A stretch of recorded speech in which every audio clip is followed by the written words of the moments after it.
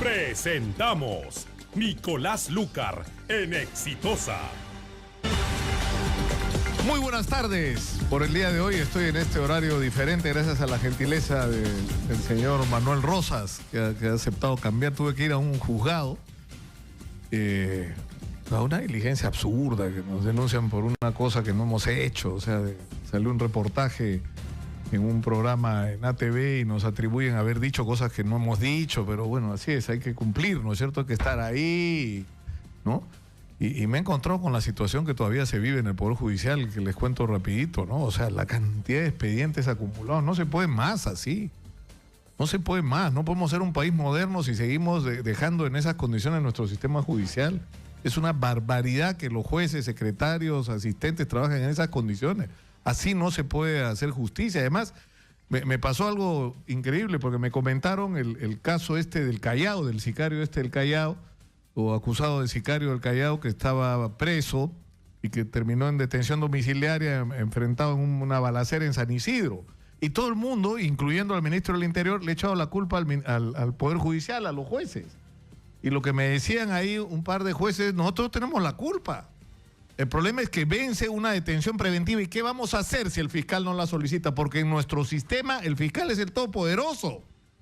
Entonces, si el fiscal no solicita la ampliación de la prisión preventiva, o sea, el fiscal no pide otra, el juez está impedido de hacerlo. Entonces, ¿qué cosa le queda al juez? Bueno, le doy prisión, o sea, le doy comparecencia restringida con detención domiciliaria para tener algún nivel de control.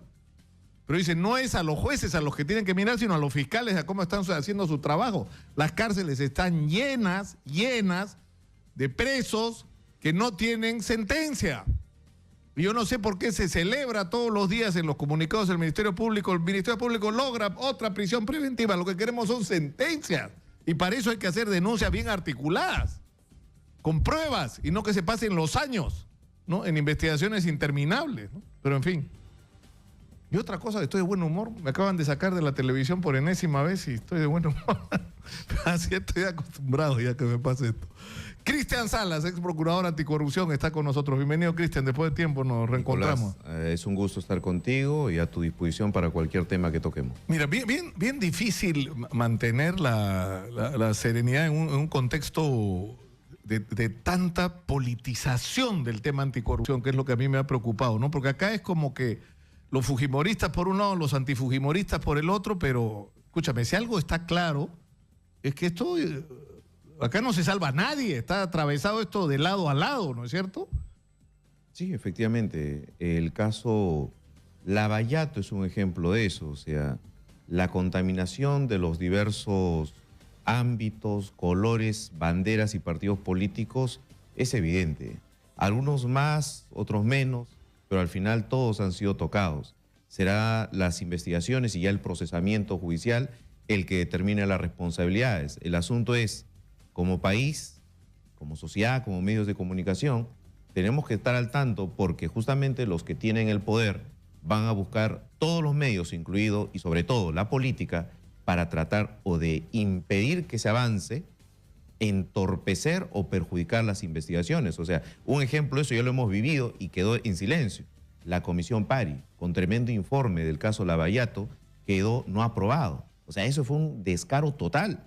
Las fuerzas políticas se unieron para no aprobar ese informe. Parte importante de la información que hoy nos está escandalizando ya estaba ahí. Efectivamente. Ya estaba ahí, es decir, bastaba solo la decisión política. Ahora, el problema es cuál es, que si tomaba, como todos sabían que todos estaban metidos, entonces no convenía pues que esto se destape, ¿no? Que se levanten las esclusas, como se dice, ¿no? Pero tarde o temprano la información sale, la información proviene felizmente también del extranjero, no solo tenemos información aquí, así que si algún político tiene la esperanza de que esto más adelante va a bajar los niveles, se va a callar, va a ser muy difícil, porque esto viene de información de fuera. Entonces, aquí estamos ante un nivel de corrupción y lavado de activos a nivel macro regional. Claro, porque yo creo que el resumen más, no sé, preciso de lo que se ha vivido en los últimos años es el sistema este creado por Odebrecht y en particular por Barata, porque yo creo que no es solamente que era el sistema de Odebrecht de operar en diferentes países, sino el papel personal de Barata. O sea, Barata era un tipo inteligente, es un tipo inteligente. Y yo creo, como he dicho en otras oportunidades, que aprendió de Montesinos, ¿no es cierto?, toda la fragilidad de la clase política empresarial y sometió a todo el mundo, ¿no es cierto?, pero replicó ese sistema en otros países, además, ¿no?, porque desde el Perú se armaban las operaciones en otros países. Ahora, la discusión se ha centrado ahora en el papel del Ministerio Público, en si Pablo Sánchez está haciendo lo correcto, si Hamilton Castro está haciendo lo correcto, y por supuesto los fujimoristas se le han lanzado a la yugular, y hay quienes opinan que esto tiene que ver con digamos, lo que los fujimoristas consideran una persecución por parte del Ministerio Público, ¿no?, que le pone como la lupa a Keiko y no se ocupa con la misma intensidad de los otros casos, ¿no? Ahí hay que ser bastante objetivo. Jurídicamente, el fiscal de la Nación no es el responsable de esta investigación. Él tiene sus funciones, son funciones de otros niveles. Él designa fiscales, conforme equipos, pero no se mete a elaborar estrategia de investigación en un caso puntual. O sea, que la cabeza de una institución, llamémosle el presidente del Poder Judicial, se meta a indagar sobre un caso o impulsar un caso, eso es politización. O sea, el fiscal de la Nación no puede hacer eso. Para eso tiene equipos de fiscales en sus diversos niveles que desarrollan esa labor. Si esa labor se está haciendo mal, el responsable es el fiscal del caso, no el fiscal de la Nación. Entonces eso hay que tenerlo también muy en claro. En este caso, la denuncia constitucional que se ha planteado contra el fiscal de la Nación, a mi entender, no tiene fundamento siquiera jurídico. O sea, basta con hacer una interpretación correcta de la ley orgánica. Pero hay dos, ¿no? Porque una es la que presenta Daniel Salaverry por el fujimorismo, donde acusa al fiscal de la Nación por la actuación de Hamilton Castro, en realidad, en el caso de Graña y Montero, que puede ser justificada la crítica, es decir, ¿por qué la severidad? Por ejemplo, los fujimoristas dicen, en el caso de Keiko aparece una grabación y se van hasta Brasil. En el caso de Graña y Montero, hace rato que se ha dicho, más de 10 meses, que no solo sabían, sino participaban en el pago de comisiones. Y ni siquiera han abierto una investigación preliminar. ¿No es cierto? O sea, hay una discriminación, pero lo de Jenny Vilcatoma sí es como más consistente. Porque Jenny lo que dice es que están planteando mal todo es decir, esto debe ir a crimen organizado y no a corrupción de funcionarios. Además, se ha nombrado a dedo a un fiscal como Hamilton Castro, al que se le ha dado todas las potestades, y según ella, esto está perjudicando de una manera muy seria la investigación y eso constituye una inconducta por parte del fiscal. Es un argumento más consistente, digamos, ¿no? Lo primero es, obviamente, responsabilidad fiscal del caso concreto, no del fiscal de la Nación. Y lo segundo sí tiene que ver ya, pero con temas a niveles administrativos, ¿no? O sea, se puede designar el caso a una fiscalía de crimen organizado o no de corrupción. Lo mismo ocurrió, recordemos, con el caso Orellana, el caso Anque, o sea, se estableció esa división. El asunto es, caiga donde caiga el caso, en qué fiscalía especializada, lo que trasciende, lo que es realmente importante, es que ese equipo de fiscales trabaje bien. Ahora, la estrategia que diseñan de pronto está errada, pero son esos fiscales los que se equivocan. El fiscal de la Nación no puede entrometerse, hay niveles para eso. Claro, pero lo que está diciendo Jenny es que sí se ha entrometido. O sea, lo que dice Jenny es que las decisiones que se han tomado han correspondido al fiscal de la Nación. Entonces, sí hay una responsabilidad, dice ella. Podría ser una responsabilidad a nivel administrativa, el Consejo de la Magistratura tendría que tomar ahí cartas sobre el asunto, pero a llevarlo eso a nivel de una acusación constitucional, complicado. Ahora, ¿cómo fue el caso del fiscal Ramos Heredia? O sea, ¿por qué? Recordemos que ahí no interviene el Congreso. Quien lo saca es el Consejo Nacional de Magistratura. En el contexto en el que nosotros investigamos e impulsamos el caso del gobierno regional de Ancash. De Ancash, claro. La corrupción en la centralita, es que se logra establecer ciertas actuaciones irregulares del señor Ramos, pero no como fiscal de la Nación, sino cuando él dirigía la Oficina de Control Interno del Ministerio Público y donde sancionó indebidamente a unos fiscales. A fiscales que perseguían y actuaban correctamente en el caso. A raíz de esa situación es que se determina su conducta irregular funcional y es destituido. Ahora, igual acá hay un asunto de fondo, ¿no es cierto? A estas alturas, porque por eso yo digo, y te lo decía al comienzo, Cristian, de la entrevista, o sea, es bien difícil atravesar esta barrera, esta nube de politización que lamentablemente está envolviendo el caso y ir a lo que nos interesa, que es que la verdad completa se sepa y que todos sean castigados y para eso que toda la información fluya y que los cargos que se levanten sean los adecuados y que se hagan todo, es decir, se tomen todas las decisiones que permitan que le informen. Entonces, o sea, por ejemplo, hay una primera discusión acá. ¿Por qué se excluyó a los procuradores de las colaboraciones eficaces? Sí. El debate y la intervención política en casos como esto es inevitable. Ya lo hemos tenido en el Perú, vemos a nivel de la región los otros casos, a nivel de Argentina, a nivel de Venezuela, a nivel de Ecuador, Colombia, donde se está investigando el tema Lavallato, vemos que la intromisión política es inevitable, se va a dar, porque hay altísimos intereses en juego. El asunto es que la Fiscalía es la llamada hoy a actuar bien, a actuar correctamente, pero la Fiscalía sola tampoco puede asumir y desarrollar un caso de esta magnitud. ¿Qué necesita? Un equipo de Procuraduría que lo respalde. Lamentablemente hoy tenemos un divorcio ahí. Entonces, Fiscalía sola, sin Procuraduría, sin respaldo de un ente que pueda siquiera ayudarlo a analizar la cantidad de información que hay, sin siquiera alguien que pueda coadyuvar al tema de determinar patrimonios para los embargos. Claro, pero además estás, es decir, digamos, más allá de la controversia que pudo generar el proceso anterior, es decir, el proceso contra Fujimori y Montesinos, que yo creo que hubo mucha gente que fue protegida, es decir, mucha gente, o sea, por ejemplo, el caso de Mome. O sea, Mome fue al CIN, se reunió varias veces con Montesinos, según él, para hablar de Ecuador. Montesinos ahora dice que no, que Ecuador no habló de cualquier otra cosa y que hacía hasta negocios con Mome. Entonces, esos videos no los vimos nunca. No, y la pregunta es, ¿qué pasó con esos videos? ¿Por qué? Y como eso, pues, te aseguro que por lo menos 50 casos similares ha habido, de hechos que no sé. Entonces, pero más allá de esa controversia, esa participación de la Procuraduría en las colaboraciones era importante, porque además finalmente es el perjudicado, es el Estado, el que tiene que estar representado a la hora que negocias con, ¿no es cierto? Sí, efectivamente. La experiencia nuestra en el caso Ancash demostró eso, ¿no? Los colaboradores eficaces en este caso no iban a la Fiscalía, porque había la duda de la Fiscalía, una sombra sobre la Fiscalía en el contexto de la gestión de Ramos Heredia y demás. Iban a la Procuraduría y la Procuraduría llevaba a los colaboradores a la Fiscalía recién con todas las garantías de transparencia y seguridad. Y hubo ahí todo un pleito con el Ministerio Público. Entonces, el rol de la Procuraduría en estos casos debiera ser un rol activo, debería ser un rol de liderazgo. Lamentablemente no lo tenemos. Ya, pero eso tendría que cambiar no solo por el restablecer la participación de la Procuraduría en las colaboraciones, sino por quienes están en la Procuraduría. Porque ahí vamos a la discusión una vez más, que tú ya lo viviste, ¿no es cierto? Que cuando empiezas a hacer lo que hay que hacer, te sacan, ¿no? Pues sí, la situación de las Procuradurías en comparación a hace 4 años atrás es la misma.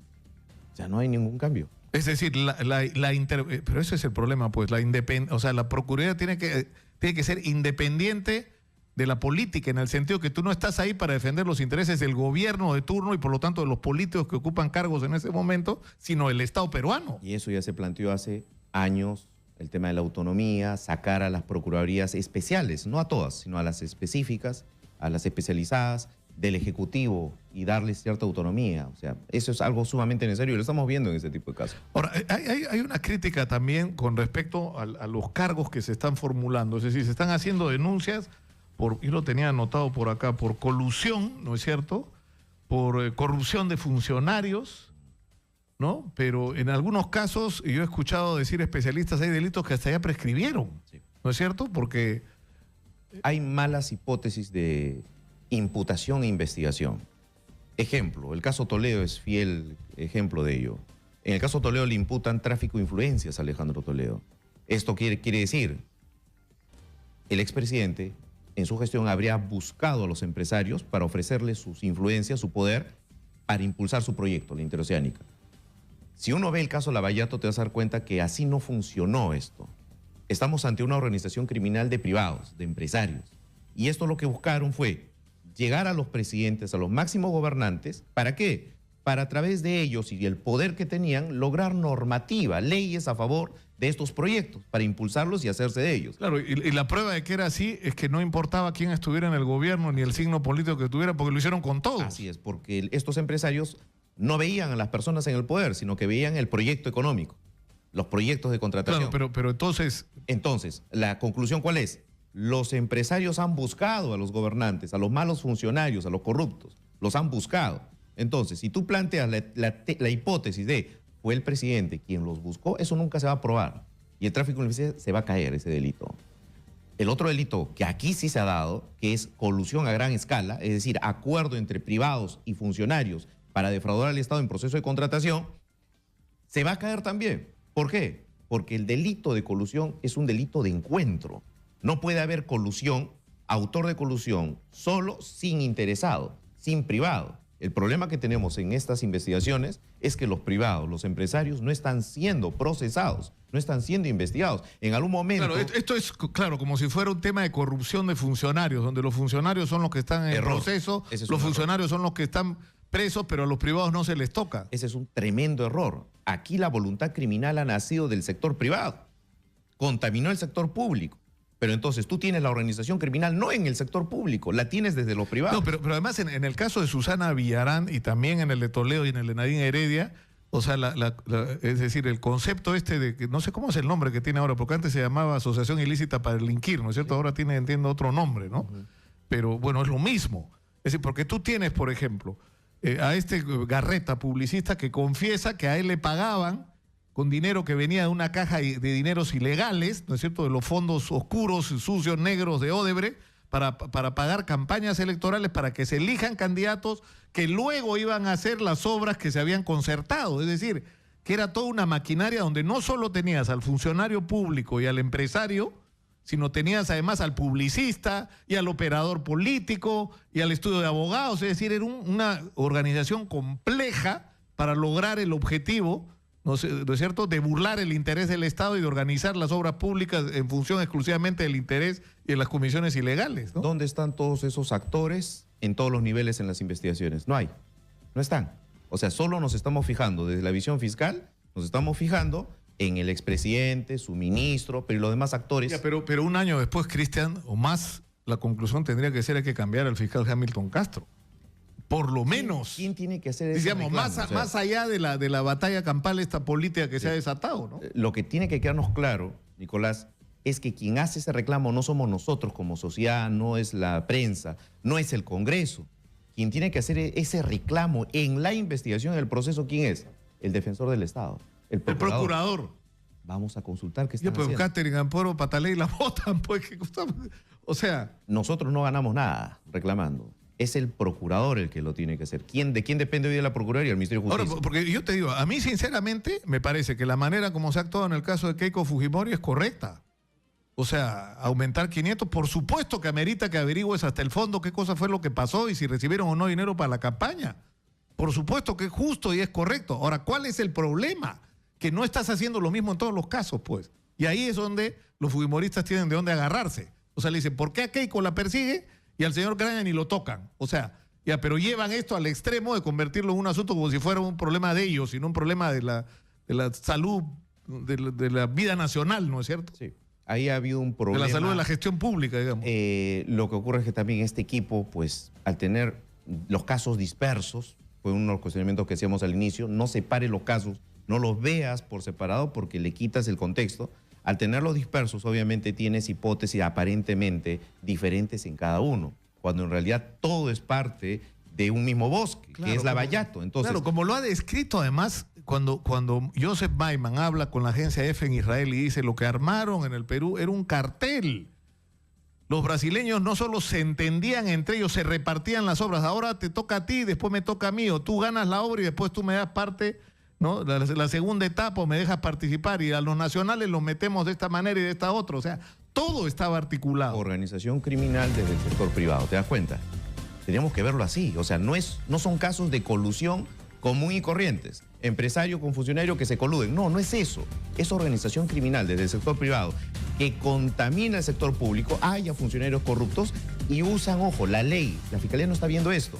Usan marco normativo para adecuarlo a sus proyectos.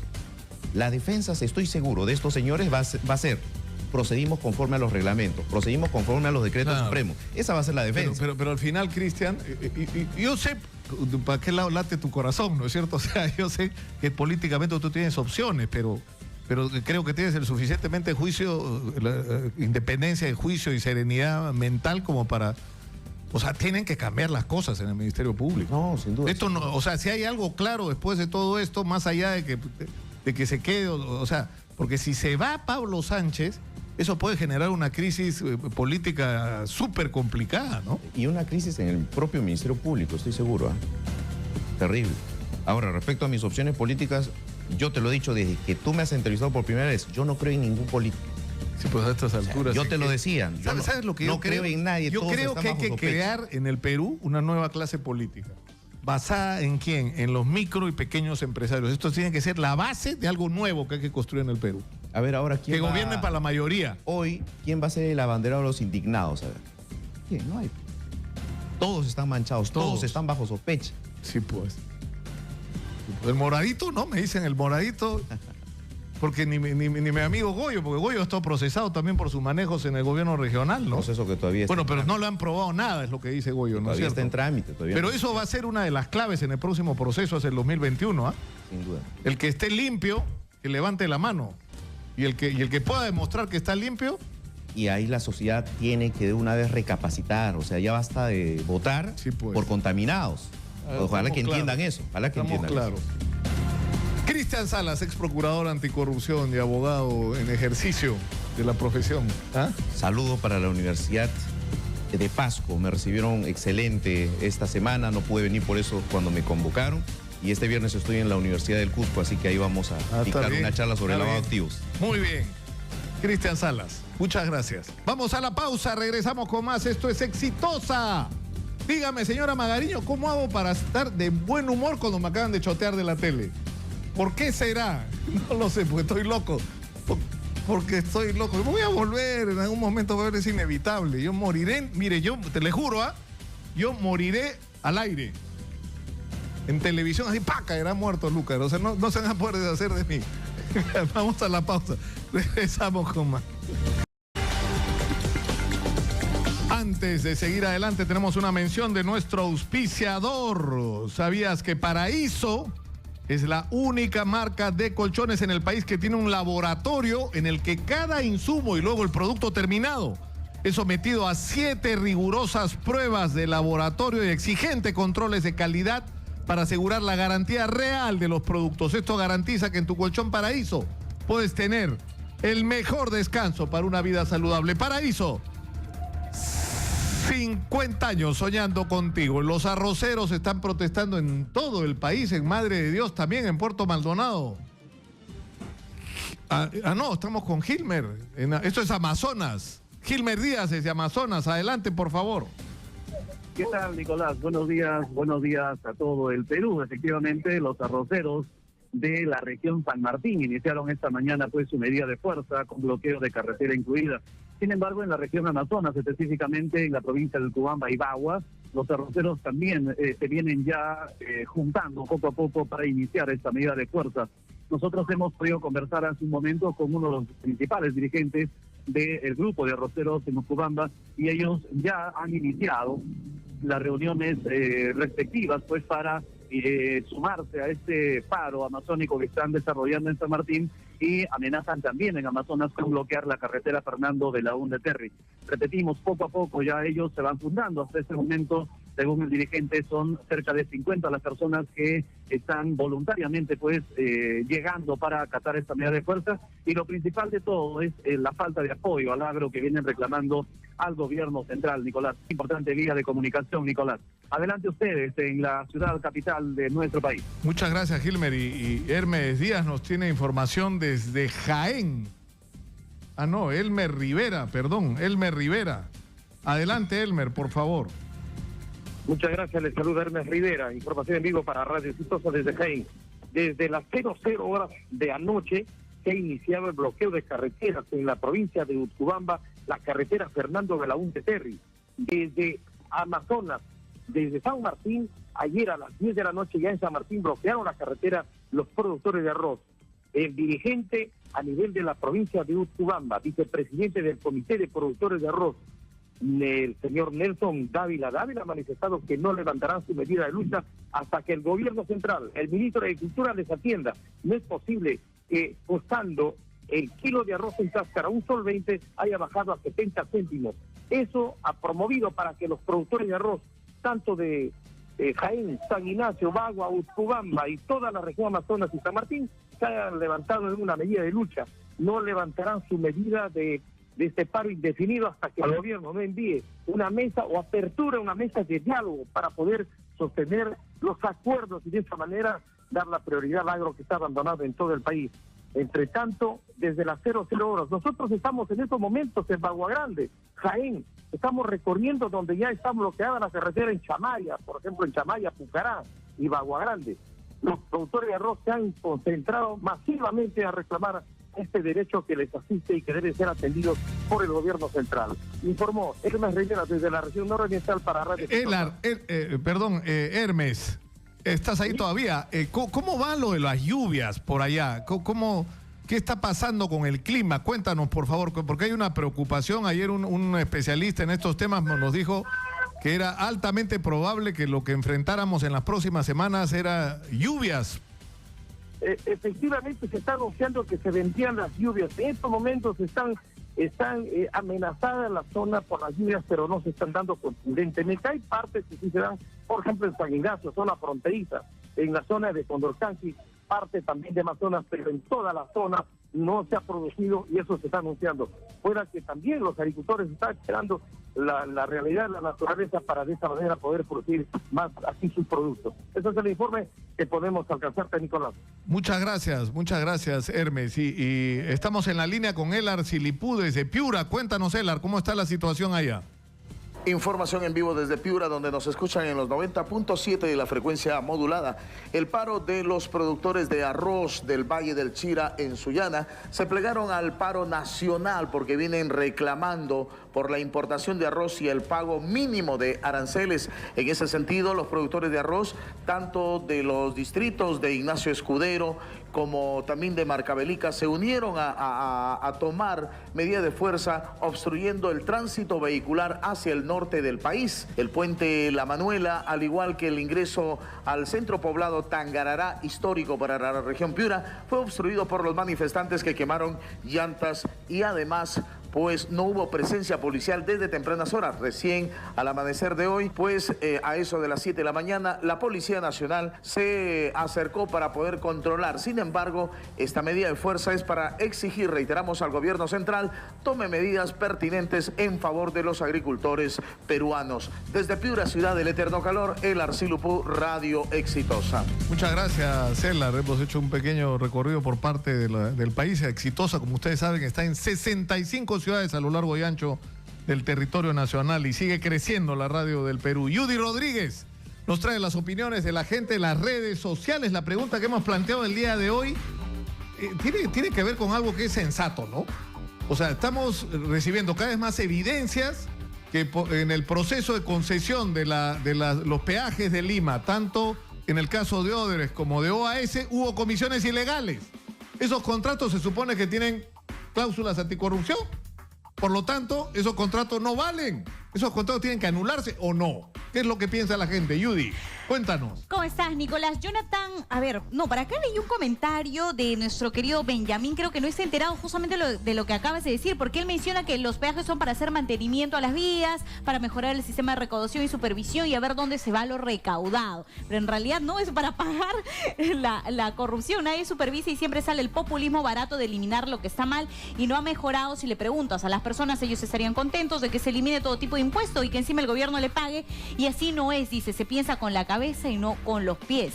Pero me imagino por eso claro, claramente no es centrado. No, es que lo que ha habido es en algunos lugares de Lima. Me han pasado una información acá, el abogado, ¿dónde está? Por acá lo tengo, Wilber Medina, me ha pasado en la avenida Prealé, en Santa Anita y en Ancón, hay un letrero que dice no al pago del peaje, Susana Villarán, Odebrecht, OAS igual coimas. Y es el mismo letrero, o sea, con el mismo contenido que ha sido colgado en varios lugares. Es decir, como protesta, digamos, pero peaje se tiene que pagar. Sí, por supuesto. El asunto es por qué se lo vamos a dar a esta gente que, ¿no? Que nos ha robado. Eso mismo, tú lo dijiste.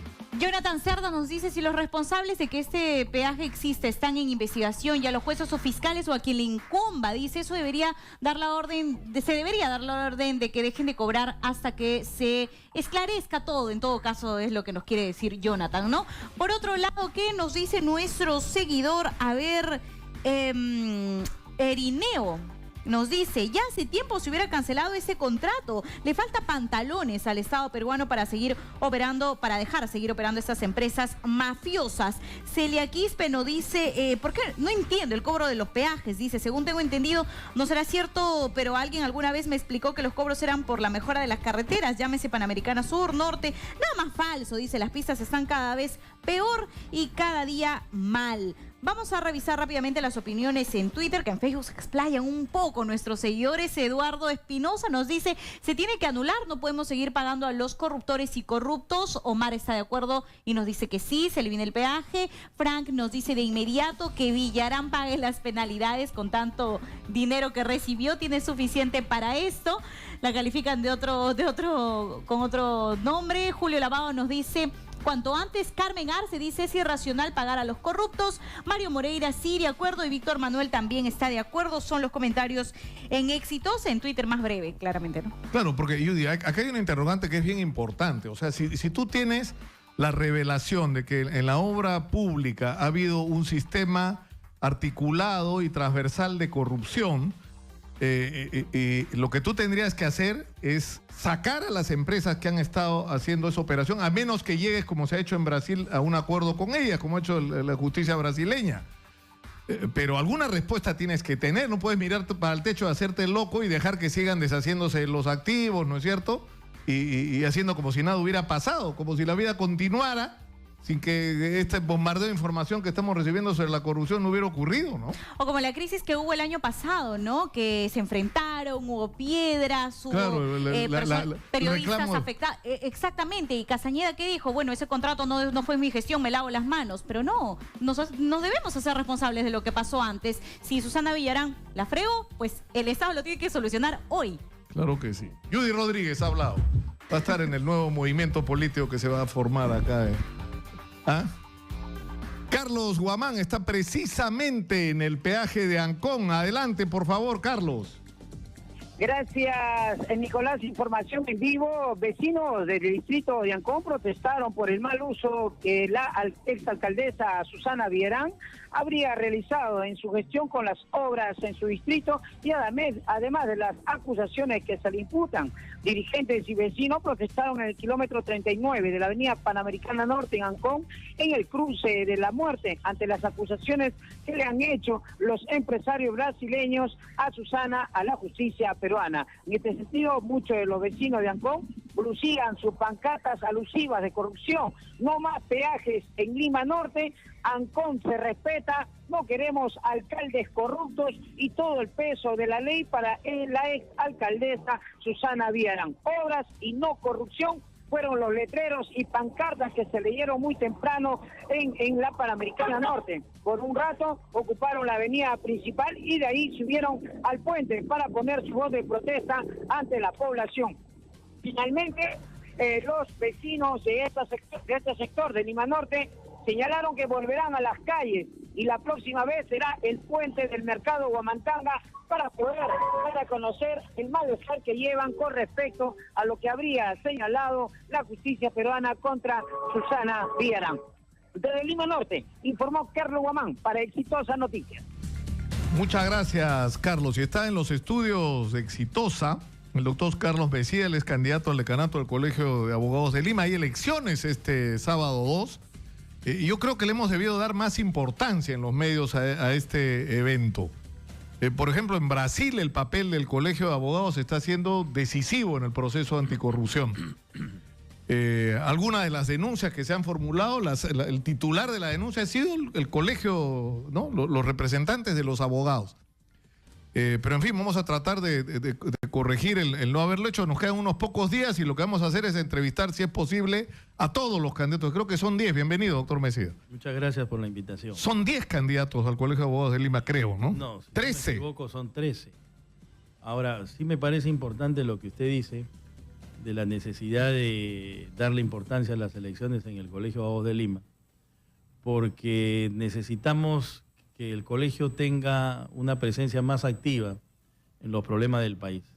En este momento, como usted sabe, los problemas de corrupción que están saltando en el caso de Lava Jato y la acusación constitucional contra el fiscal de la Nación y 4 magistrados del Tribunal Constitucional merecería y merece por parte del Colegio de Abogados desde hace rato ya un pronunciamiento. Y sin embargo el Colegio de Abogados brilla por su silencio, ¿no? Y eso debe cambiar definitivamente. Ahora, ¿en qué consistiría, según usted, esta intervención más activa? O sea, bueno, en primer lugar... O sea, imaginémonos que usted es decano del colegio en este momento, ¿qué es lo que usted haría? En primer lugar, en este momento el colegio ya debería tener un pronunciamiento oficial. Si es que constituye un despropósito la acusación contra el fiscal de la Nación y si constituye una violación de la autonomía y la independencia del Tribunal Constitucional, la acusación contra estos 4 magistrados o si es que estos han violado la cosa juzgada. Y por otro lado, hay que tener una comisión de penalistas que estén atentos a todo lo que pasa en los procesos penales a fin de que el Colegio de Abogados de Lima pueda tener en cuenta cuáles son los vacíos legislativos, las deficiencias que pueden haber en el sistema, a fin de proponer al Congreso de la República iniciativas de ley. Claro, pero eso, es decir, para que esto sea un referente, porque digamos, nosotros hemos constantemente invitado al decano del colegio para tener su opinión como una referencia, digamos, pero esas opiniones en muchos casos son opiniones de él, ¿no es cierto? Claro, personales, pero la idea es que haya más bien que se emitan pronunciamientos institucionales del colegio sobre asuntos controversiales, ¿no es cierto? De eso se trata. Por ejemplo, el caso del doctor Amoretti Pachas, se pasó casi toda su gestión recorriendo los canales para hablar del homicidio de una cantante de un conjunto de música chicha, ¿no? Y ese no es necesariamente la labor de un decano. Y tampoco se trata de que el decano del Colegio de Abogados de Lima esté dando opiniones de naturaleza personal que comprometen la institucionalidad del colegio. Entonces, cuando el colegio tiene que tener una presencia y dar un pronunciamiento, debe llamar a abogados, especialistas, pero además que puedan garantizar que ese pronunciamiento oficial del colegio no esté manchado por la política, por la ideología, y que sea claro, que esté por encima de las pasiones políticas, claro, y de los intereses. Riguroso y objetivo. Claro, porque, por ejemplo, ahora sería absolutamente pertinente, por ejemplo, que ahora que hay una tremenda discusión que está, yo insisto, todo este caso Lavajato inevitablemente, ¿no? Se ha envenenado y se ha ensuciado con la política, que todos tratan de que se culpe al contrincante. La política ¿no es se ha cierto? judicializado. Cuando en realidad, al final, por lo que estamos viendo, los alcanza a todos. Cuando lo que interesaría en una circunstancia como esta es que uno voltee a una voz serena, ¿no es cierto?, basada en la ley, exacto, que emita un juicio sereno y que diga esto es, ¿no es cierto? Porque, por ejemplo, hay una controversia sobre este tema de Pablo Sánchez y lo que, más que lo que está planteando Daniel Salaverry, que me parece a mí sinceramente no tiene pie ni cabeza, porque ahí realmente se le está atribuyendo al fiscal de la Nación responsabilidades que competen al fiscal Hamilton Castro, ¿no es cierto? Pero lo que plantea Jenny Vilcatoma sí es más consistente, ¿no es cierto? Porque ella lo que está cuestionando es la actuación del fiscal de la Nación, no de Hamilton Castro. Bueno, y además Jenny Vilcatoma también acaba de hacer un destape a propósito de los viajes que están haciendo los magistrados del Tribunal Constitucional. Por ejemplo, uno de ellos, el más cuestionado de todos, que es el doctor Eloy Espinosa, Jenny Vilcatoma ha señalado que ha hecho 276 viajes en los 3 años que tiene de función. Esos 276 viajes, ¿no? Lo que significa que esos viajes aproximadamente tienen un promedio de 3 a 4 días, lo que quiere decir que este señor se ha pasado fuera del Tribunal Constitucional. Casi todo el tiempo que ha estado ejerciendo su función. Todo el tiempo que ha estado ejerciendo su función. Y no solo eso, sino que además el señor Eloy Espinosa dicta clases en las universidades. Entonces, ¿en qué tiempo está en el Tribunal Constitucional? Y a eso hay que agregar, y merece alguna investigación, saber, por ejemplo, hay un porcentaje, está establecido por decreto supremo, y me parece que creo que son $200 por día, los viáticos que el Estado entrega al magistrado cuando viaja para su alimentación y su estadía en las ciudades donde va. Y a eso hay que agregar el pasaje. Entonces hay que hacer una sumatoria para saber cuánto ha gastado el Estado. Claro, yo escuché el programa de Jenny el día domingo, que dicho sea de paso, está muy bueno, porque todos los domingos trae un destape pero bárbaro. acá en Exitosa, y lo que ella decía es que lo que ella ha logrado concluir después de la revisión de la documentación es que los viajes eran privados. Son absolutamente ¿No es cierto? privados. No eran viajes en representación del Tribunal Constitucional ni para hacer alguna función relativa a su participación como miembro del tribunal. Era invitación a cursos, invitación de diversa naturaleza, privada. Lo increíble es que se los ha pagado el Tribunal Constitucional. Así es. La pregunta es, ¿qué función jurisdiccional puede realizar un magistrado del Tribunal Constitucional en Lituania, en Rusia, en Venecia, en Ucrania, en Moscú, en San Petersburgo, si justamente la función jurisdiccional o la impartición de justicia que tiene que hacer es realizarla acá en el Perú? Y además tener en cuenta que los pasajes a esos países valen entre $1.200 y $1.300, a lo cual hay que agregar el viático, ¿no? Entonces, y eso, se queda usted corto, creo, mi estimado. Creo que cuesta más que eso. No, eso es un peculado. Definitivamente que es un peculado. Porque se está haciendo uso de un dinero público del Estado y eso merece una urgente investigación. Y creo que también sobre eso el propio Tribunal Constitucional debería emitir un pronunciamiento. ¿Qué es lo que está pasando ahí? Tendría que ya haber dado una respuesta. Ya estamos martes, ¿no es cierto? Claro que sí, claro. Sí, definitivamente. La denuncia que ha hecho Jenny Vilcatoma es absolutamente grave, ¿no? Y merece del tribunal y del Colegio de Abogados de Lima un pronunciamiento, ¿no? Claro, ahora, esto va a ser un eje, o está siendo un eje de su campaña.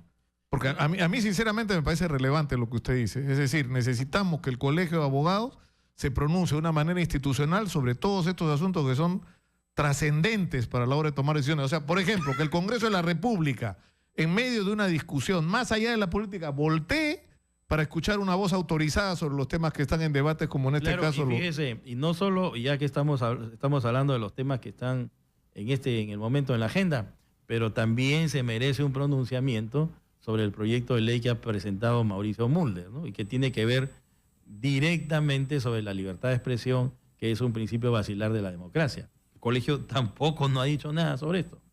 Entonces, nos parece muy extraño esta actitud muy pasiva del decano del Colegio de Abogados de Lima, que me da la impresión que quiere pasar piola, ¿no? Hacerse el muertito, como ya está de salida, y no dar ningún pronunciamiento, porque de ese modo, ¿no es cierto?, no se pelea con nadie. Y bueno, y las cosas no son así, pues. En una institución como el Colegio de Abogados de Lima, que fue creada el 31 de julio del año 1804, y que en un determinado momento constituía la conciencia jurídica del país, que se pronunciara sobre los temas de gran trascendencia nacional, hoy esté absolutamente fuera del escenario, fuera de la agenda política, no para que haga política, sino para que siente una posición objetiva que le permita a la opinión pública formarse opinión. Claro, y yo le voy a ser sincero, doctor Messiá, esta discusión me parece más trascendente que la discusión sobre los asuntos mutuales. Bueno, y, claro. Digamos, sobre todo, digamos, que son importantes también, ¿no es cierto? Sí. De lo que puede significar en términos de ayuda mutua para los abogados el contar con un colegio, pero yo creo que la sociedad peruana requiere de otro papel del Colegio de Y Abogados. sobre todo que el Colegio de Abogados, digamos, es la institución por medio de la cual se puede convocar a los abogados de prestigio, a los profesores de prestigio, que no quieren saber nada con la política, que solo se dedican a litigar o que solo se dedican a la investigación, y que pueden, desde sus despachos, desde sus oficinas, ser contratados por el colegio para que den una opinión objetiva e imparcial, y que no sea el decano a título personal que tenga que dar opiniones que de repente no van más allá de una simple opinión, sino que la opinión del colegio debe ser un comunicado oficial que se publica en los grandes diarios de circulación nacional, que se lee los domingos y se acabó, y que el decano no tenga por qué estar dando vueltas por todos los canales y los medios de comunicación. Una última pregunta que tiene que ver con es decir, quién debe, es decir, sobre la responsabilidad de los abogados. Es decir, cuando un abogado se ve implicado, por ejemplo, en un caso de corrupción, una cosa es la responsabilidad que tiene digamos, a la que tiene que responder ante la justicia. Pero un abogado que comete un delito está traicionando a su institución y a la imagen de los abogados y por lo tanto el colegio debería tener también una intervención más activa sobre esto, ¿no? Bueno, fíjese, ahí quiero decirle dos cosas. Es como un médico que hace una mala práctica negligente, o claro. tiene, por ejemplo, es descubierto haciendo abortos. Ese médico tiene que ser expulsado inmediatamente del colegio médico. Entonces los abogados que cometen delitos tienen que ser inmediatamente expulsados del colegio. Y aparte, o por lo menos suspendidos en el ejercicio de la profesión en el colegio hasta que aclaran su situación en el Poder Judicial. Y por otro lado, hay que hacer una distinción entre los abogados que pueden ser rehabilitados después de haber cumplido su pena, de aquellos abogados que por la gravedad de sus delitos ya no pueden continuar en el colegio. Y en esto me refiero a Marta Huatay. El caso como terrorismo, claro, por ejemplo. Claro, porque en este caso, por ejemplo, Marta Huatay, según la ley, no puede ser profesora de educación inicial, no puede ser profesora de secundaria ni de primaria. ¿Por qué? Porque no se puede conseguir pues un terrorista que le esté enseñando historia del Perú a los niños, ¿no? Bueno, de la misma manera, en el colegio no se puede permitir a un terrorista que ha violado los derechos humanos que siga perteneciendo al colegio.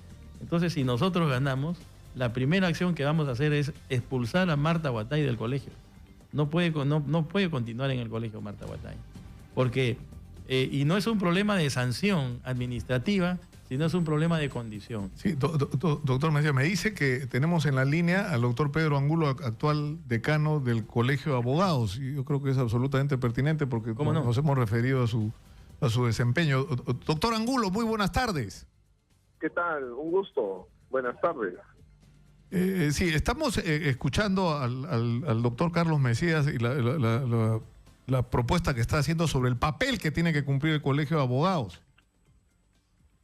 Sí, bueno, en realidad nosotros, cuando arrancó el tema de Odebrecht, nosotros hicimos una marcha que fue organizada por la Junta de Decanos de los Colegios de Abogados del Perú, donde hubo una masiva participación de abogados.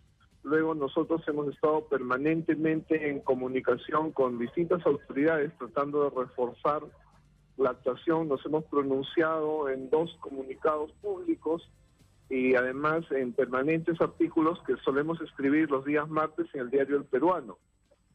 Esto es evidente para todos, así que no creo que tenga que decir más porque todo el mundo lo sabe. Es que claro, fíjese, ese es el problema, pues el señor Pedro Angulo escribe y el señor Pedro Angulo puede salir a la calle, pero como no tiene peso, el señor Angulo es un hombre muy abúlico, muy de poco carácter. Entonces sale, escribe, pero digamos no tiene peso, pues entonces hay que justamente devolverle al colegio el peso que ha perdido.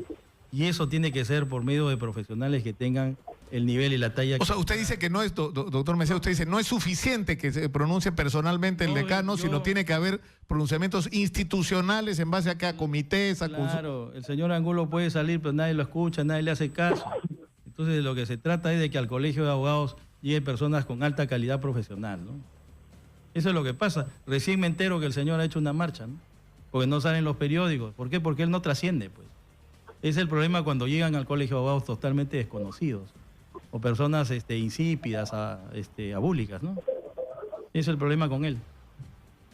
Si habrá hecho marchas, bueno, será pues, pero necesitamos gente que tenga... Sí, no sé si está todavía en la línea el doctor Angulo. Bueno, en realidad nosotros, entre los abogados, como sabemos, no hay sorpresas. Y nosotros la respuesta para el doctor que también está hablando la va a tener el día de las elecciones, cuando ahí le demuestren el respaldo que tiene. A mí de ninguna institución me han sacado, como a él lo tuvieron que sacar de una institución donde se estaba atornillando. Bueno, y no podría decir porque ahora tengo amigos en el Tribunal Constitucional y lo están haciendo muy bien, pero lo cierto pues es que cada uno tiene sus respuestas de acuerdo a su nivel, cada uno se expresa de acuerdo a su peso. El doctor de repente ya pues pesa más que yo, pero eso es porque está gordito, no porque institucionalmente tenga más peso que el que cree tener, ¿no? La realidad es que todo vuelve a su nivel después de las elecciones con los votos.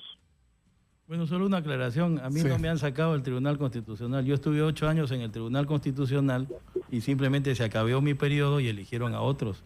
Nada más. Bueno, yo les agradezco mucho. Muchas gracias al doctor Pedro Angulo, decano del Colegio de Abogados, y al doctor Carlos Macía, candidato al decanato, cuyas elecciones se van a llevar este sábado. Este sábado. ¿No? Y va a ser además una revolución, ¿no? Porque va a ser el primer caso de voto electrónico, ¿no es cierto? Así es. De voto electrónico. Bueno, nos vamos a la pausa, nos hemos pasado de la hora, volvemos con más. Esto es Exitosa 95.5 de la FM. Acá un poco más el debate entre la Úlico y el Gordo. En fin, volvemos, regresamos. Están todos en este sistema de corrupción que tan bien describió Joseph Maiman desde Israel para la cadena F en una entrevista. Esto ha sido una organización que lo que ha hecho es que nos ha puesto alcaldes, nos ha puesto gobernadores, nos ha puesto presidentes, nos ha puesto congresistas, ha decidido qué obra se hacía y qué no, y qué obra no se hacía, se ha decidido cuánto costaba, cuánto se sobrevaloraba, se ha decidido qué brasileños entraban en cada una y con qué peruanos se asociaban. Así se ha manejado el Perú en las últimas décadas como si fuera una chacra. Y ha afectado a todos los sectores políticos. Ninguno se salva. Y es cierto que produce indignación que la gente que se envolvió en la bandera de la pureza y de la lucha contra la corrupción también están embarrados hasta el cuello. Y que encima nos han mentido. Porque han pretendido pasar por lo que no eran. Y lo que necesitamos los peruanos es algo muy simple, es la verdad completa. Y por eso es indispensable que las instituciones que tienen que velar por la justicia en el Perú sean lo más independientes que sea posible. Un ministerio público que simplemente no se detenga y no le importe que si es del grupo Miro Quesada fujimorista, que los trate por igual. Y necesitamos una procuraduría que sea realmente independiente de quien esté en el gobierno y defienda el interés del Estado y no de los políticos de turno, porque por eso estamos como estamos. Igual tiene que pasar con la Contraloría. Y lo que necesitamos, insisto, es algo muy simple. La verdad completa para que caigan todos los que tienen que caer. Sinceramente, y es hora. Estamos cansados. Y hablando del tema, precisamente acaba de ocurrir algo importante. El juez Richard Concepción Carguancho acaba de resolver y declarar procedente la solicitud del Ministerio Público de excluir a Jorge Barata como investigado en el caso Lava Jato, manteniendo su condición de colaborador eficaz. Es decir, ¿esto qué supone? Que la Fiscalía, a través de Hamilton Castro, habría llegado a un nivel lo suficientemente valioso como para otorgarle ese beneficio al señor Jorge Barata. Es decir, ¿esto qué significa? Que el señor no va a ir a la cárcel, que el señor, me imagino, no va a pagar reparación. No conocemos los detalles del acuerdo. Pero vamos a escuchar el audio de la resolución del juez Concepción Carguancho. Corresponde excluir al investigado Jorge Enrique Simón Barata como investigado, concretamente como cómplice del delito de corrupción en la presente investigación preparatoria en base a la Sí, pues, pero otra vez está eso de lo que acabamos de hablar, ¿no? Con Cristian Salas, del delito de colusión. O sea, acá lo que ha habido es una asociación ilícita, que no sé cómo es el nombre que tiene ahora, ¿no? Porque esto es un caso de organización criminal, que es lo que ha habido. Que supone además la comisión de varios delitos y la concertación de políticos, empresarios, medios de comunicación, abogados, ¿no es cierto? Autoridades de las más diversas instancias, publicistas. Es decir, esto ha sido una maquinaria de corrupción. No ha sido colusión, que corrompieron un funcionario. Esto ha sido un fenómeno mucho más complejo, pero en fin, yo solamente espero, como hemos estado reclamando durante meses en este espacio, que la cosa no era tan complicada y que ocurra. Que sienten al señor Barata y le digan, cuéntenos usted todo lo que sabe, pero pregúntenle todo, pues. No le pregunten de este sí y de este no, en función de intereses políticos o de miedos. Pero en fin. Rosario Ágreda nos trae información de último minuto desde Chimbote. Adelante, por favor, Rosario. Información en vivo desde Chimbote a través de los 90.9 de la FM. Y en estos momentos los pescadores han salido a marchar por las principales calles de la ciudad. Estamos con el señor Santiago Bocanegra, quien es representante del sindicato José Olaya Balandra. El motivo de esta marcha, señor. El motivo de nuestra presencia en las calles, esta marcha es única y exclusivamente de pescadores industriales. Estamos exigiendo al Ministerio de la Producción de que decrete, de que suspenda las actividades extractivas en la segunda temporada de pesca en la zona norte-centro, dado de que la totalidad del stock de la biomasa actualmente en el mar peruano es de pura juvenil, pura anchoveta juvenil. No queremos ser parte de esta depreciación, de esta irresponsabilidad. No podemos nosotros seguir en la corriente del Ministerio de la Producción. Me imagino que debe estar presionado por las empresas, pero el pescador, a pesar de que va a sentirse golpeado económicamente, apuesta por el sostenimiento de los recursos, dado de que si está todavía la moda de 7, 8 centímetros, el tamaño permisible para la captura es a partir de 12 centímetros. Nosotros no nos vamos a prestar a este juego irresponsable del Ministerio de la Producción. Ustedes definitivamente no quieren que haya esta segunda temporada. Que no haya esta segunda temporada, como lo estoy diciendo. O sea, es vamos a vernos afectados económicamente, pero es mejor preservar el recurso. Es nuestra fuente de trabajo. Sería irresponsable de nuestra parte seguir pescando. No, eso no lo vamos a permitir. Okay. Muy amable, gracias. Teníamos las declaraciones del señor Santiago Bocanegra, quien es representante de los pescadores en Chimbote. A través de los 90.9 de la FM, Rosario Ágreda para Radio Exitosa. Muchas gracias, Rosario. La pregunta es para quién se gobierna, ¿no? En el caso del arroz, en el caso de los pescadores que se van a perjudicar directamente por no pescar, están diciendo tenemos que parar esto, estamos depredando la especie de la anchoveta. Es una locura lo que se está haciendo. ¿Por qué? Por lo angurrientas de algunas plantas productoras de harina de pescado que no quieren parar. Están locos simplemente. O sea, no puede ser. Bueno, ellos pueden pensar lo que quieran, pero lo que no puede ocurrir es que el gobierno no reaccione en función del interés del país y no de un grupo de empresarios. ¡Qué barbaridad! Está Johan Fano en la línea. Felicitaciones en primer lugar por lo que lograron este sábado, que es volver a la primera división. Sport Boys está de vuelta. Hola Nicolás, ¿cómo estás? Primero un saludo para ti, para todos tus oyentes. Muy buenas tardes y contento, ¿no? Contento de haber conseguido este sueño, este objetivo que lo trazamos desde el principio de año y que gracias a Dios hoy lo podemos estar dedicándoselo a toda la gente que quería ver a su Sport Boys en la primera división y que hoy este objetivo es una realidad, ¿no? Ahora, Johan, como yo comentaba el día lunes, esta celebración no nos puede hacer olvidar las gravísimas denuncias que se hicieron en relación a la corrupción en el fútbol en segunda división en el Perú, ¿no? Yo creo que este es un tema extradeportivo, Nicolás, de que nosotros lo único que queríamos era que esto acabe de la mejor forma, porque el fútbol no se puede manchar y como dicen, el fútbol siempre tiene que ser sagrado. Las cosas tienen que ser claras, la administración ha tomado una determinación, ellos creo que van a seguir con este tema porque tiene que salir todo al aire, porque esto es verdaderamente algo que denigra a la integridad del futbolista, la integridad del fútbol, que es la esencia, y que como lo que nosotros queríamos, que esto acabara en un campo de fútbol, porque el fútbol es eso, el fútbol es dentro de un campo de juego, no en la mesa, no en tribunales, no que te le quitaron, que no. Pero además ocurre, Johan, una cosa increíble, que tú no puedes castigar a los denunciantes, ¿no? Por supuesto, o sea, eso es algo increíble que tú lo acabas de decir. No puede ser que un tipo como Ryan Salazar, que ha sido la persona que denunció este hecho, sea el castigado. O sea, acá mismo estamos dándole cabida prácticamente a las personas que están cometiendo un delito y que lastimosamente la persona que ha tenido los pantalones de denunciar esto son aquellas personas que a veces están pagando un hecho que no debería ser.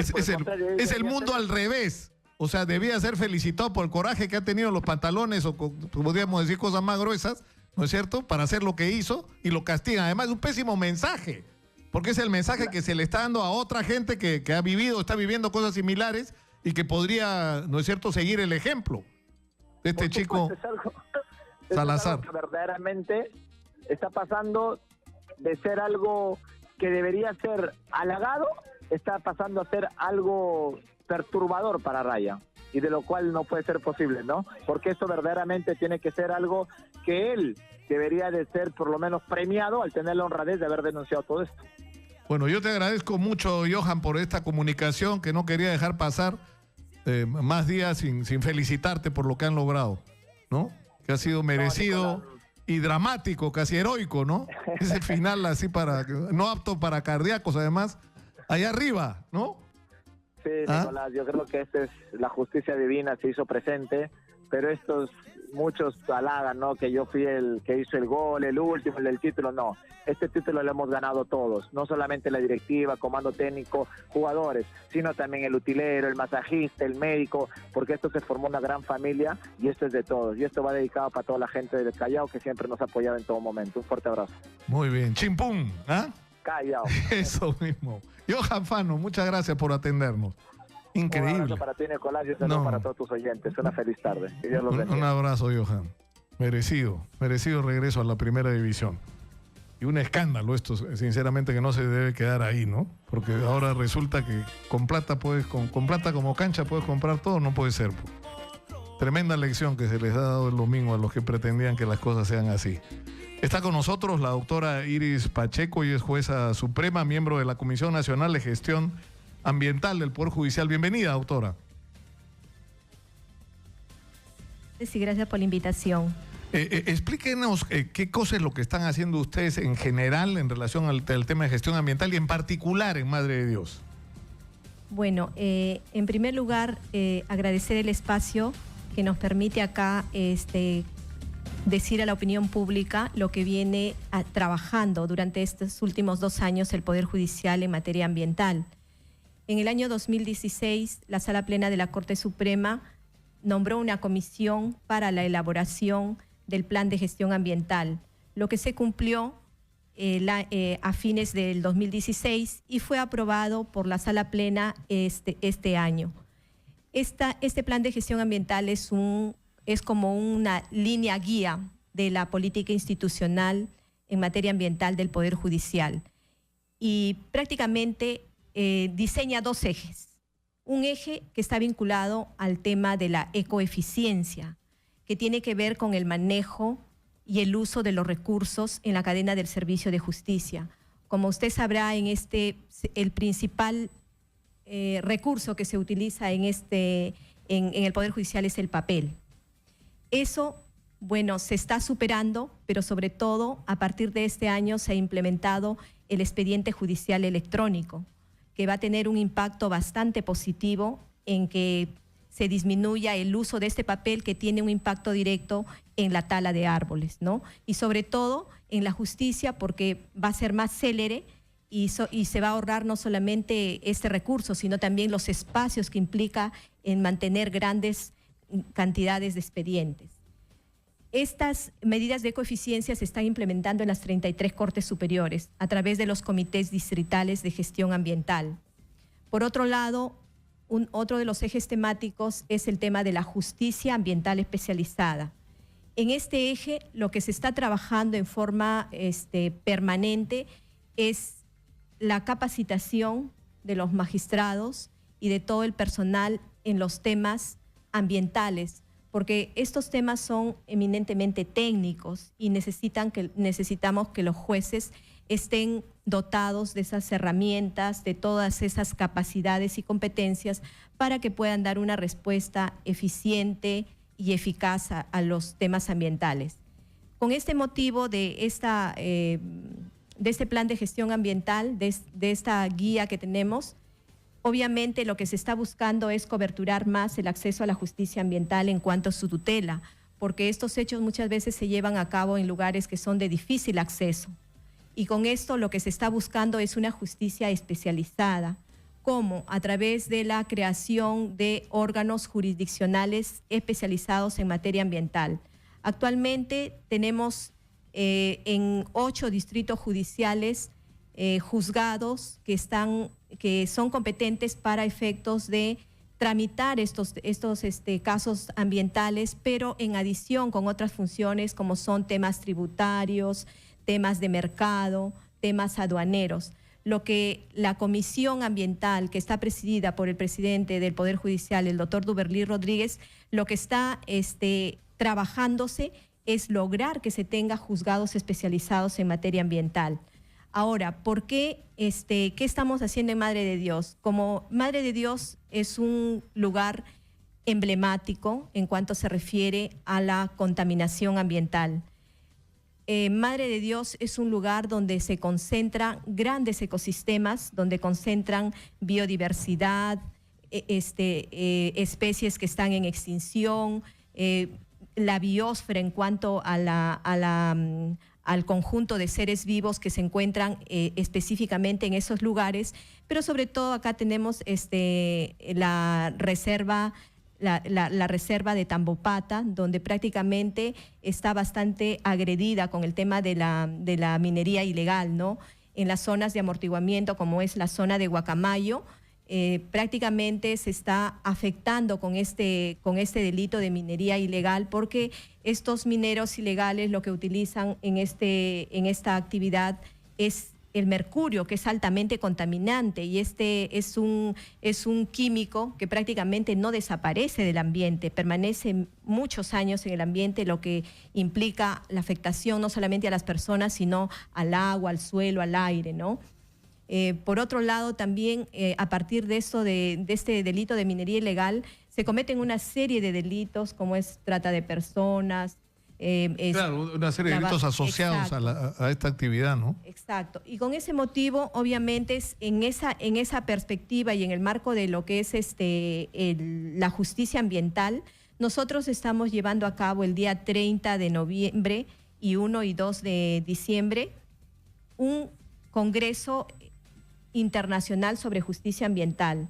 Es un cónclave donde va a aglutinar a un conjunto de juristas de distintos lugares, de distintos países, de Argentina, Brasil, Colombia, etcétera, ¿no? Entonces, ¿qué va a permitir este congreso? Fortalecer las capacidades de los jueces. Los jueces en materia ambiental necesitan ser altamente capacitados. ¿Por qué?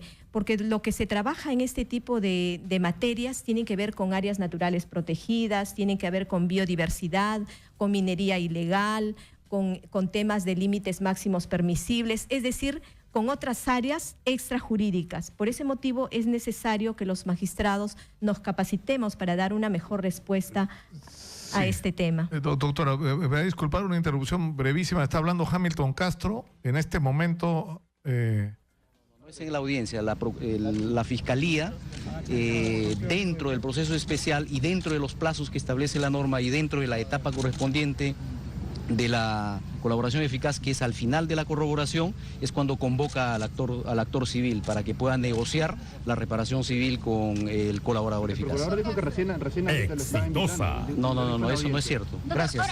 Así como Barata... Bueno, es lo que acaba de decir Hamilton Castro, que ha logrado, ¿no es cierto?, el excluir a Jorge Barata como investigado, pero se mantiene como colaborador en el proceso. Esto se supone que debe haber sido a cambio de algo importante, pero eso ya lo hablaremos más adelante. Ahora, yo tenía una pregunta, doctora Pacheco. Estamos con Iris Pacheco, que es jueza suprema, miembro de la Comisión Nacional de Gestión Ambiental del Poder Judicial.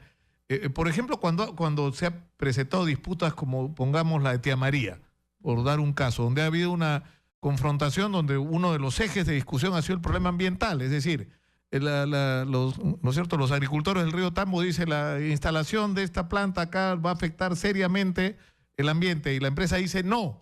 O sea, ahí puede haber una intervención de un juzgado, un tribunal ambiental, ¿o debería? Bueno, depende del caso, ¿no? Si existe algún conflicto que está reconocido en la ley como un derecho que tiene una de las partes, obviamente el Poder Judicial puede intervenir. Pero bueno, en ese tipo de hechos, yo creo que hay que tener claro que el tema ambiental no es incompatible con el desarrollo económico, ¿no?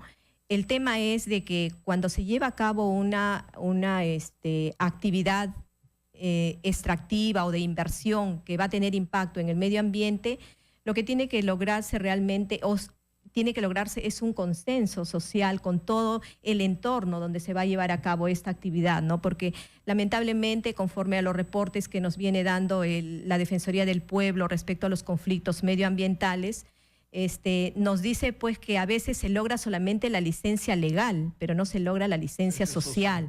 Y entonces creo que lo importante es de que tanto la empresa, el Estado y las comunidades o los lugareños donde se va a llevar a cabo esta actividad minera tengan un diálogo plural y transparente, ¿no? Donde a las personas que van a ser impactadas con esta actividad realmente sepan cuáles van a ser los beneficios y cuáles van a ser las partes negativas que va a tener en el proyecto.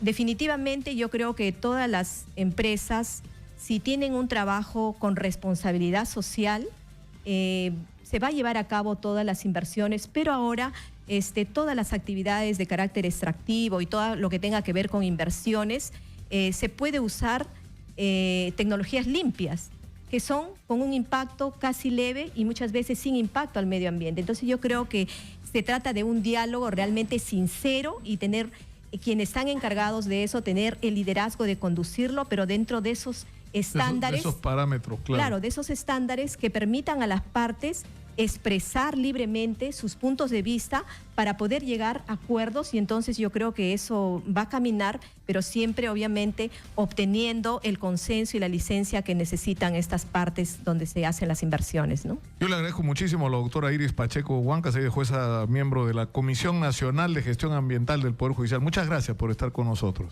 Gracias, señor Lucar. Lo que quería comunicarles a la opinión pública es que en este trabajo que viene realizando sostenido el Poder Judicial en el tema ambiental, el 21 de este mes, en forma simbólica, se firmó el Pacto de Madre de Dios por la Justicia Ambiental. Realmente en este pacto, que es un espacio abierto, se han llevado a cabo se han diseñado 10 acuerdos, ¿no? 10 acuerdos, bueno, entre los principales es el acceso y tutela a la justicia, llevar a cabo un programa de educación ambiental y de publicidad de los derechos, así también lograr que las decisiones del Poder Judicial sean publicitadas, ¿no? Y una serie de acuerdos donde intervienen el Ministerio del Ambiente, el Ministerio de Agricultura y todos los actores involucrados con el tema ambiental. Pero lo más importante es que con este congreso que se va a llevar a cabo el 30 de noviembre, 1 y 2 de diciembre, lo que se va a lograr es sacar un conjunto de acuerdos que van a ser trasladados al pacto y que se van a hacer llegar al Papa Francisco cuando venga a Perú y se traslade a Madre de Dios el 19 de enero. Justamente la entrega de este pacto va a estar a cargo del señor presidente, el doctor Duberlí Rodríguez, como una expresión de que nosotros también estamos trabajando en la misma orientación de la encíclica del Laudato Si del Papa, donde realmente nos convoca a todos los ciudadanos de buena voluntad que realmente seamos conscientes que nuestro planeta está herido, ¿no? Y que necesita que nosotros en conjunto y en equipo podamos trabajar desde el rol que nos corresponde, aportar, ¿no? Y sobre todo el tema de la justicia, como el tema del medio ambiente, es un tema transversal. El derecho al medio ambiente no solamente se puede invocar o se puede reclamar como un derecho, sino también como un deber. Un deber que tenemos todos desde el lugar que nos encontremos, cumplir con ese rol y coadyuvar a la preservación del medio ambiente. Nosotros estamos aquí en este lugar porque justamente tenemos las condiciones mínimas para poder interactuar, y eso es el medio ambiente, tener un aire limpio, un suelo sin contaminación, agua sin contaminación, y nosotros estamos en esa perspectiva por brindar una justicia ambiental efectiva y eficaz. Muchas gracias. Muchas gracias, doctora. Vamos a la pausa y regresamos con el excongresista Juan Pari, que me está mirando acá y que tiene cosas importantes que decir sobre el caso Lavajato hace rato, dicho sea de paso. Volvemos con él. Muchas gracias. ¿Sabías que los colchones Paraíso son los únicos que cuentan con un chip que contiene todo el ADN del colchón? Es decir, este chip que tiene la tecnología RFID contiene la fecha de fabricación, los insumos y todos los materiales utilizados en la fabricación del colchón. Además de asegurarte la garantía y la calidad de tu colchón Paraíso para un mejor descanso y una vida saludable. Paraíso, 50 años soñando contigo. Estamos con don Juan Pari. Bienvenido, Juan. después de tiempo nos reencontramos para hablar de lo mismo. Fíjate tú, ¿ah? Cosas, pero lamentablemente Sí, pues. esta situación no se pasa, no se supera. Sí, pues estamos comentando la cantidad de noticias criminales y de delincuencia que hay, y yo le comentaba a Juan que yo estoy convencido de que uno de los factores claves para el desarrollo, crecimiento y estímulo de la delincuencia es la corrupción. Porque si los políticos, los gobernantes, los grandes empresarios roban, ¿por qué no va a robar pues todo el mundo? O sea, es un mensaje absolutamente destructivo desde el punto de vista del respeto a la ley. Sí, ¿no? Lamentablemente, o sea, ver que todos los que han gobernado o inclusive los que gobiernan están de una u otra forma involucrados con actos de corrupción, hace pensar que la ley no existe, no vale, y por lo tanto, si viola el de arriba, puede violar el del medio y se convierte en un paisaje muy peligroso. Y es muy peligroso cuando la cosa se traduce solamente en paisaje y se convierte como si el delito, la delincuencia, la coima, fuera parte de la naturalidad. Claro, de lo normal, lo de así son las cosas, pues si no se pueden cambiar. Ahora, Juan, tú hiciste la primera investigación seria que se hizo sobre este caso y pese a presidir la comisión terminaste haciendo un reporte en minoría que encima no fue aprobado, ¿no es cierto? ¿Qué pasó? Porque hay que recordar, ¿qué pasó con tu famoso informe? Bueno. Hecho durante el gobierno anterior, durante el parlamento anterior.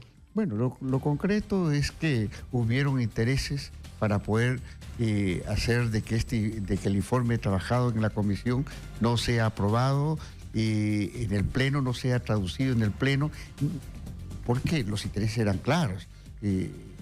Habían representantes del toledismo, representantes del humanismo, representantes del APRA, que hacían mayoría en la comisión.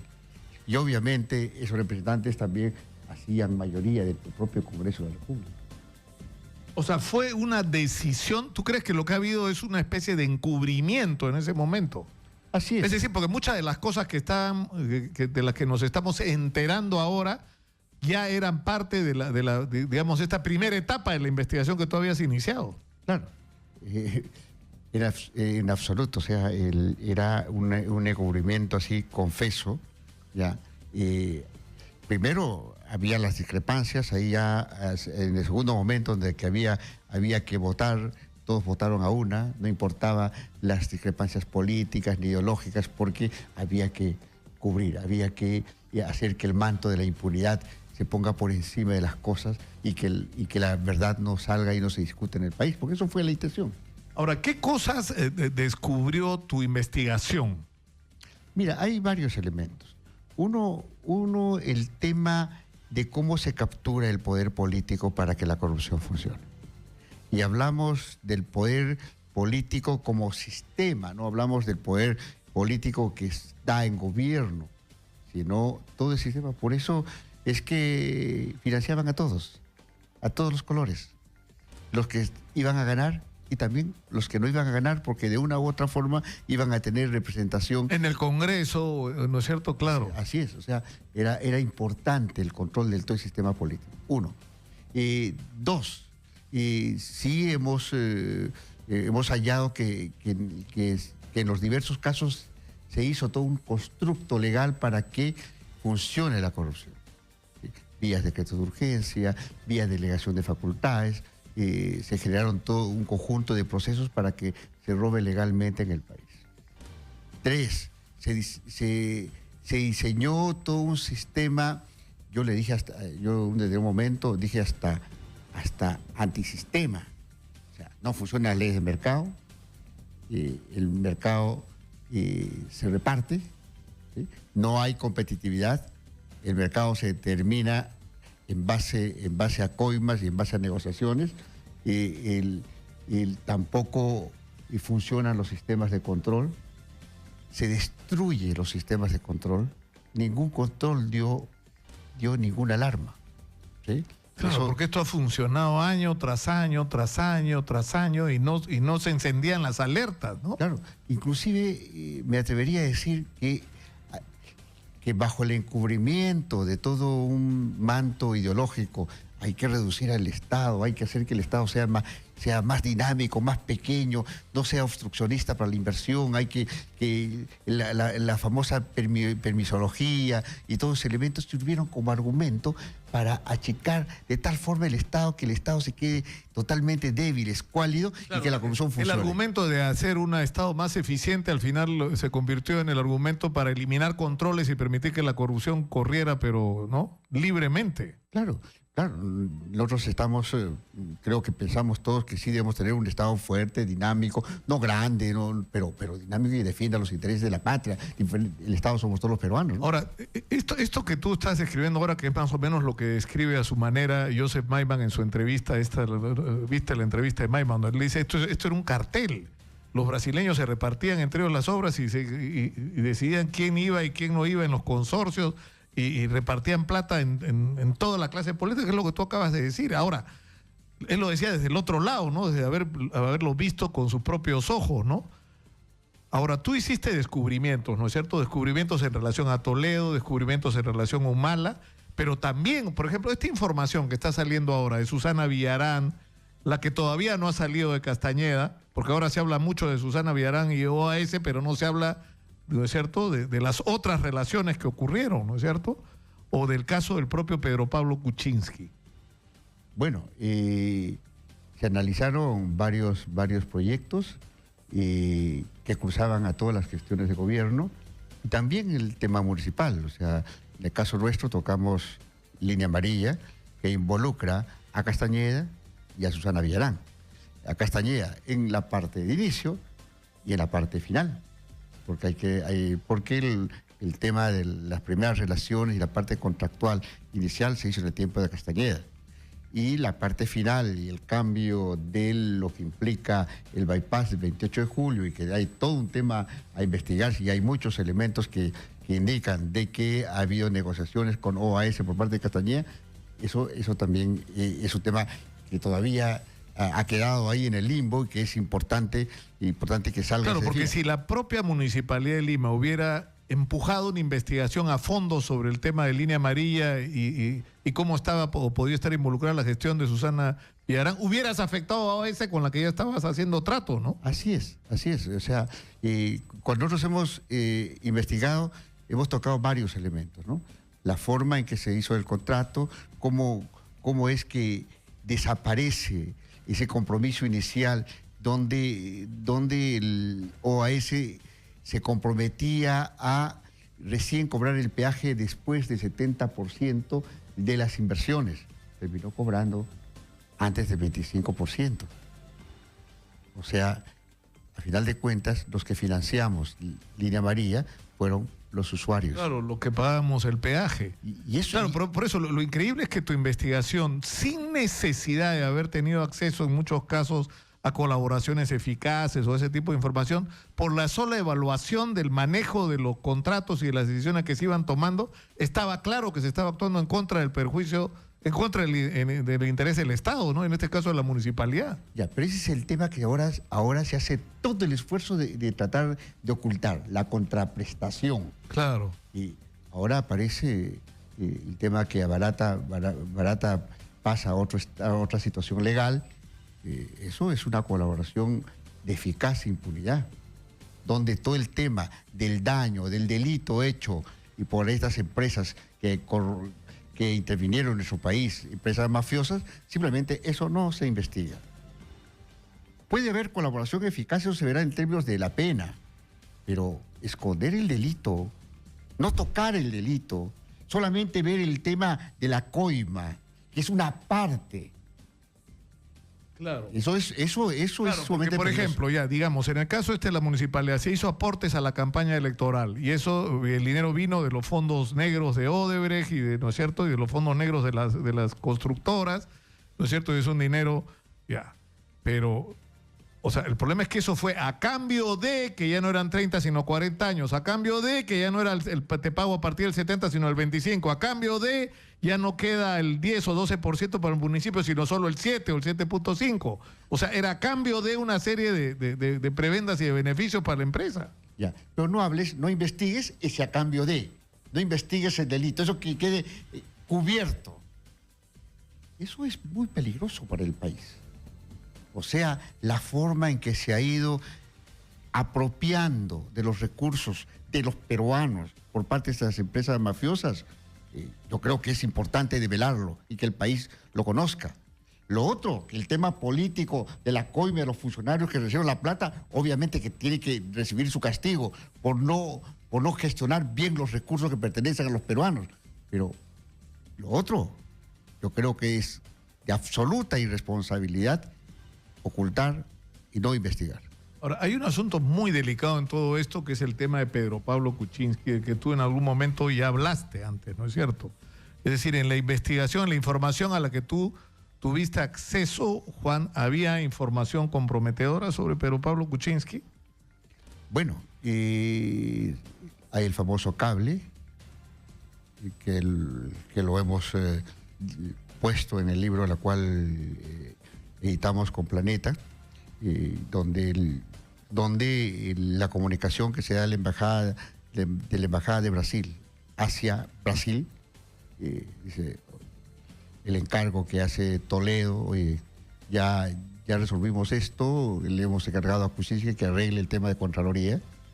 Ese mensaje después fue operativizado, funcionó de tal forma, funcionó no solamente en la famosa sesión 109, funcionó en la ley que fue aprobada en menos de 24 horas, que dice ser que lo presentó Díaz. Sin embargo, hay la confesión pública dada en el Pleno por Marcial Ayaypoma cuando dice esta ley es propuesta por el Ejecutivo.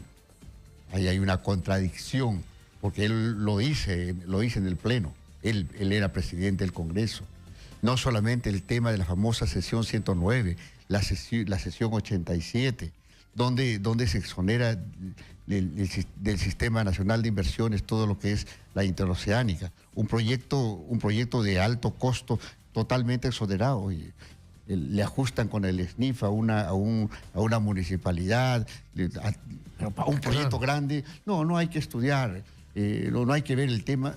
Y todavía es terrible. Yo escucho a exministros decir, no, el precio final lo pone la empresa, no lo pone el Estado peruano. Es terrible. Entonces, ahí el tema de la exoneración del SNIP, sí hay la responsabilidad dentro de proinversión, que después se determina en ley y se termina en norma, que no lo firma el señor Kuczynski, sino lo firma Sotanal. Pero sin embargo, todo el diseño, toda la participación se da en ese entonces. Pero esos elementos que ocurrieron y fueron analizados en el periodo que yo presidí, se corroboran con lo que ha pasado ahora último. Todos los funcionarios han dicho que sí, la dirección y la construcción fue dado por el señor Kuczynski. En todo caso, el señor Kuczynski tendrá que dar su palabra, decir y explicar al país.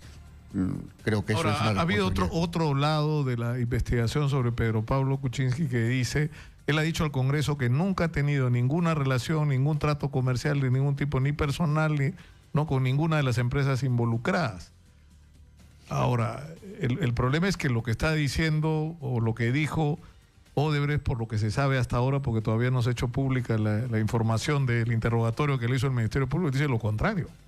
No, y hay hechos que también dicen lo contrario, ¿no? O sea, por ejemplo, el caso de COSAPI, cuando fue miembro del directorio desde el año 96, en el 97 se formó un consorcio entre COSAPI y Odebrecht, siendo él parte del directorio, igualmente su amigo Elejalde, que tiene el mismo nivel de relacionamiento empresarial y de negocios como Sepúlveda de Chile. Entonces, eso se dio en la década del 90, 96, 97, que no haya habido ningún tipo de relación empresarial y de negocios, ya, y él siendo parte del directorio, ya a mí me parece que ahí hay un problema de querer negar la realidad. Y lo que dijo Marcelo Odebrecht, que sí se le pagó por sus servicios, pero después de que fue ministro. Aquí hay un tema. ¿Por qué le contrataría Odebrecht al señor Kuczynski? ¿Cuál es la especialidad? ¿Cuál es el know-how? ¿Cuál es la expertise del señor Kuczynski? Es un hombre de finanzas, es un estructurador financiero. ¿Y qué se estructuró financieramente después de haber dejado el Ministerio de Economía y el Primerato? Yo creo que eso hay que investigar. 2006, diciembre, $600 millones para la interoceánica, y dado con estos famosos certificados de avance de obra. Merrill Lynch, que fue la entidad financiera, sí, la que dio el dinero, pero intermediado por la CAF. ¿Quién fue el estructurador financiero? ¿Se le pagó por eso? En la publicación que hace el señor Dahmer dice que en ese periodo el que recibió el dinero por ese trabajo fue First Capital. First Capital es la empresa que supuestamente tenía Sepúlveda, el chileno, con Pedro Pablo en Miami. Entonces, ese es un tema que lo tiene que explicar.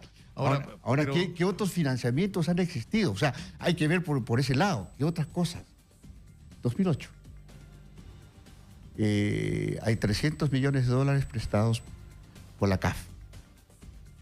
Hay que recordar que el señor Marcelo Odres y Emilio Odres, su padre, visitan Palacio al señor Alan García el 11 de septiembre del 2008.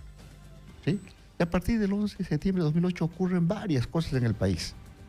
Una de esas es este tipo de financiamiento a la CAF, que sale la norma, la autorización de endeudamiento del país para financiar la interoceánica. Ocurren otras cosas. Congreso de la República. 11 de septiembre vienen los señores Odres al Perú y visitan Palacio.